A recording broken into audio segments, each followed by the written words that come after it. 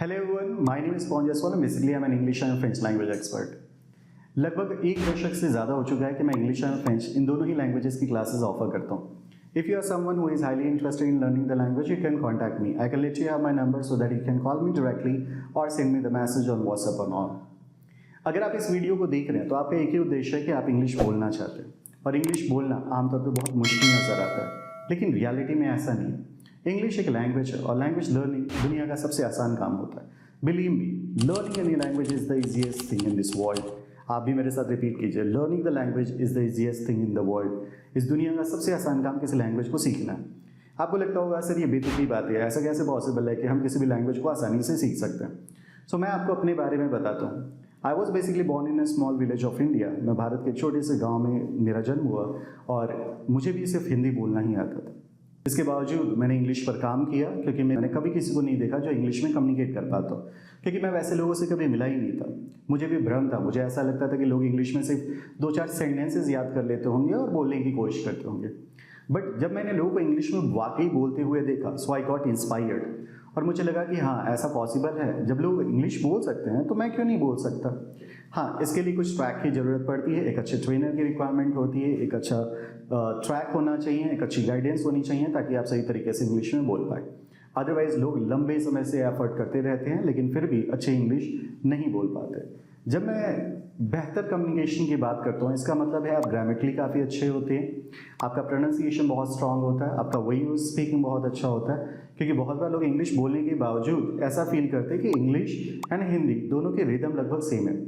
So believe me, it's not the case. English और हिंदी दोनों ही अलग अलग भाषाएं हैं. The languages are different. इसके साथ ही इनका वे ऑफ स्पीकिंग जो होता है, जो रिदम होता है, वो बिल्कुल अलग होता है. फिर इन सारी चीज़ों के बारे में हम बात करते रहेंगे, लेकिन मैं आपको बताऊं कि अगर आप इस वीडियो को देख रहे हो तो आपका भी एक ही उद्देश्य है कि आप इंग्लिश बोलना चाहते हो. तो सबसे पहले हमें ये समझना होगा कि इंग्लिश सीखने के लिए हमें किन किन टर्म्स पे काम करना पड़ेगा. सो इंग्लिश सीखने के लिए बेसिकली 3 ऐसे टर्म्स हैं जिस पर आपको काम करने की जरूरत पड़ती है और आप आसानी से इंग्लिश में कम्युनिकेट कर सकते हैं. जिसमें पहला टर्म है सेंटेंस फॉर्मेशन. बहुत बार लोगों को लगता है कि सेंटेंस फॉर्मेशन जरूरी नहीं है, बस हमने सेंटेंस को सुना, उसे रिपीट किया और काम हो गया. ऐसा कभी नहीं हो सकता. इंग्लिश रट के बोली जाने वाली भाषा नहीं है, या दुनिया की कोई भी भाषा रट के नहीं बोली जा सकती. ऐसा तो नहीं है कि आप किसी पर्टिकुलर प्रोफाइल में जहाँ पर आपको सिर्फ 5 सेंटेंसेस बोलने हैं और उन 5 सेंटेंसेस को आपने याद कर लिया और आपका काम हो गया. इंग्लिश एक कम्युनिकेशन की भाषा है. हमें अपनी बातों को दूसरों को समझाना होता है. सो आपकी बातें बिल्कुल अलग हो सकती हैं, उसमें काफ़ी वेरिएशन हो सकता है. आप हर तरह के इंसिडेंट्स के बारे में बात करना चाहते हैं. सो आपके पास इतनी एबिलिटी होनी चाहिए कि आप सेंटेंसेस को ईजिली इंग्लिश में फ्रेम कर पाए. इसलिए ये ज़रूरी है कि आपको इंग्लिश में सेंटेंस फॉर्म करना आना चाहिए. बिना सेंटेंस फॉर्मेशन के आप इंग्लिश कभी नहीं बोल सकते. सो दैट्स रियली इंपॉर्टेंट कि आप इंग्लिश के सेंटेंस फॉर्मेशन को सीखें. That is all about the first term. दूसरा, बहुत बार ऐसा होता है कि हम सिर्फ सीखते रहते हैं. बिलीव मी, सिर्फ सीखने से इंग्लिश बोलना नहीं आता. आपको ग्रामेटिकल कॉन्सेप्ट समझ में आ सकते हैं, आप वोकैबुलरी डेवलप कर सकते हैं, आपकी बेसिकली सेंटेंस की अंडरस्टैंडिंग डेवलप हो सकती है, जिसको हम कॉम्प्रहेंशन भी कहते हैं. लेकिन इंग्लिश बोलने के लिए जो सबसे इंपॉर्टेंट टर्म है वो है दूसरा, and that's all about implementation. सीखने से कुछ नहीं होता. बहुत बार ऐसा होता है कि आपका एक इंटेंशन होता है, you want to learn how to speak in English, और आप किसी इंग्लिश इंस्टीट्यूशन में चले जाते हैं. आपने एडमिशन करा लिया और आपको लगता है कि अब इंग्लिश बोलना आ जाएगा. विश्वास कीजिए, बहुत सारे लोग जो इंग्लिश स्पोकन इंस्टीट्यूशंस में जाते हैं वो इंग्लिश नहीं बोल पाते. रीज़न ये नहीं कि उन्हें एक अच्छे ट्रेनर नहीं मिल पाते. प्रॉब्लम ये है कि उन्हें लगता है कि सिर्फ इंस्टीट्यूशन में जाने और वापस आने से इंग्लिश बोलना आ जाता है. इंग्लिश बोलने के लिए जो कुछ भी आप सीखते हो उसे आपको इम्प्लीमेंट करना होगा. ये स्किल को सीखना, ग्रैब करना या फिर उसके इम्प्लीमेंटेशन पे निर्भर करता है. मान लो अगर आप किचन में जाते हो और आपको खाना बनाना नहीं आता, आपकी मम्मी ने आपकी हेल्प की, उन्होंने आपको सारे पैटर्न्स बता दिए या फिर प्रोसेस समझाया किस तरीके से आप कर सकते हो, लेकिन अगर आप एफर्ट करोगे ही नहीं, बिलीव मी, आपको लाइफ में कभी भी खाना बनाना नहीं आ सकता.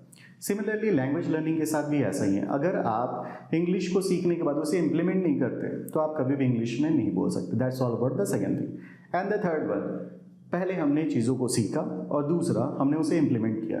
बट क्या होता है कि इम्प्लीमेंटेशन सही है या गलत है, ये भी बहुत बड़ी प्रॉब्लम है. हो सकता है हमने सीखा कुछ और, इम्प्लीमेंटेशन के दौरान हम कुछ और ऐड ऑन करने लगे.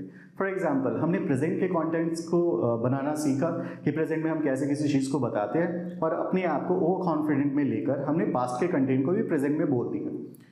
तो बिलीव मी ये एक सही फॉर्मेशन नहीं है। इसका मतलब है कि आपने इंग्लिश के सेंटेंस फॉर्मेशन को सीखा बट आप अभी भी एक अच्छे कम्युनिकेटर नहीं है। एक अच्छा कम्युनिकेटर वही होता है जो प्रत्येक पैटर्न को समझता है, सिचुएशंस को फील कर पाता है और उसे एक्सप्रेस कर पाता है। सिर्फ सेंटेंस बनाना ही काफ़ी नहीं है। इम्प्लीमेंटेशन के दौरान आपको एक ऐसे शख्स की ज़रूरत पड़ेगी जो आपको बता पाए, स्पेशली अ ट्रेनर जो आपको ट्रेन कर पाए कि आपके यूज़ किए हुए या जो इम्प्लीमेंट करे जाने वाले सेंटेंसेस हैं वो बिल्कुल सही है या नहीं। इस बात से बहुत फ़र्क पड़ता है। सो ये 3 क्राइटेरिया आपको लैंग्वेज लर्निंग में हेल्प करेंगी। अब आज से लगातार बहुत सारे वीडियोस अपलोड किए जाएंगे जो रेगुलरली आप तक पहुंचेंगे। अगर आपको भी लगता है कि मुझे पहले ट्रैक पे काम करना है, that's all about the sentence formation, तो आप इन सारे के सारे वीडियोस को देख सकते हैं और ये आपके लिए काफ़ी हेल्पफुल होगा। क्योंकि मैं literally Hindi to English translation, जिसमें बचपन से आप ता है, पी है, चुका है, चुकी है या रहा है, रही है, इस तरह के कॉन्सेप्ट को सीखते हैं, ये बिल्कुल नहीं सिखाया जाएगा। आपको बताया जाएगा कि सेंटेंस वाकई फॉर्म कैसे होते हैं, क्या क्या चीज़ें इंपॉर्टेंट होती हैं, उनका कॉम्बिनेशन क्या होता है, कंटेंट को प्लेस कैसे करते हैं। अगर आपने इन सारी चीज़ों को सही तरीके से समझा तो आपको इंग्लिश कम्युनिकेशन में पहली सीढ़ी कंप्लीट हो जाएगी, मतलब आप पहले सीढ़ी पर चढ़ चुके होंगे। दूसरा बस आपको ज़रूरत पड़ेगी उसे इम्प्लीमेंट करने की और एक अच्छे ट्रेनर की जो आपको बार बार बता सके कि आपका इम्प्लीमेंटेशन सही है या गलत। सो मिलते हैं हम दूसरे वीडियो में।